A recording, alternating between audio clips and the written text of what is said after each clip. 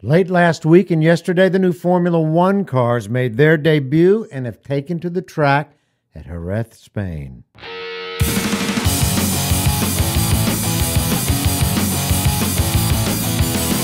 I'm Michelle Rahal with the Drive Channel. This episode is brought to you by Carvoyant.com. Connectivity, cost efficiency, and peace of mind.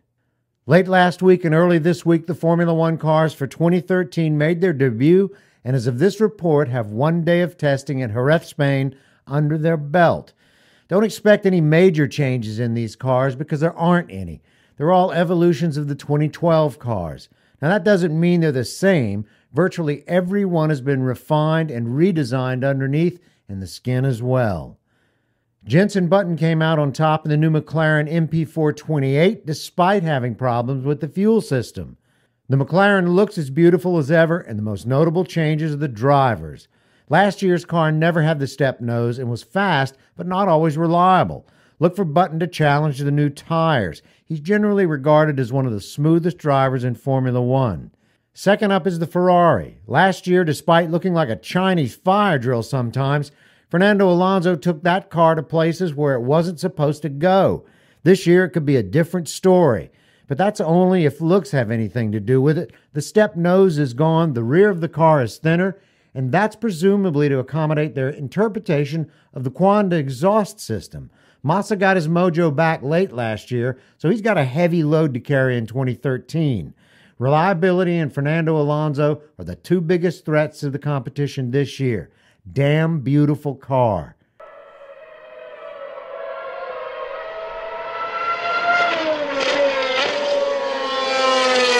The Mercedes certainly looks the tits this year, but Rosberg didn't have a great day at Jerez. The car caught fire. He said the car was stable and enjoyable to drive. Very enjoyable. Well, that's kind of like saying, other than that, Mrs. Lincoln, how'd you like the play?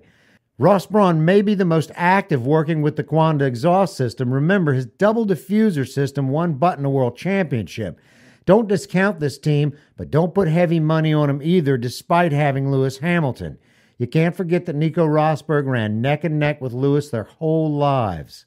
The Red Bull RB9 was introduced with everything except a space shot, and they should. Adrian Newey isn't anybody to be taken lightly, especially when the car and its components are evolved from last year. You give Newey an extra year with nothing new to deal with, and Vettel could be staring at a fourth straight title, but that is never a given in Formula One. Same story here with the bodywork and the exhaust. Newey's looking at the passive DRS system, so don't rule that out as a possibility for certain tracks, although he denies it. Great car, great designer, and a great driver, enough said. Finally, that brings us down to the Lotus E21. What does anybody know about this car? We know Raikkonen can drive the crap out of it when he can qualify well. Eric Bouillet said it's a refinement of last year's car, and that having a year with Raikkonen driving it gave him a ton of refinements under the skin. That's good because the skin didn't change much, although if you look at some of the images, you'll see what looks to be a passive DRS system, but only in some of them.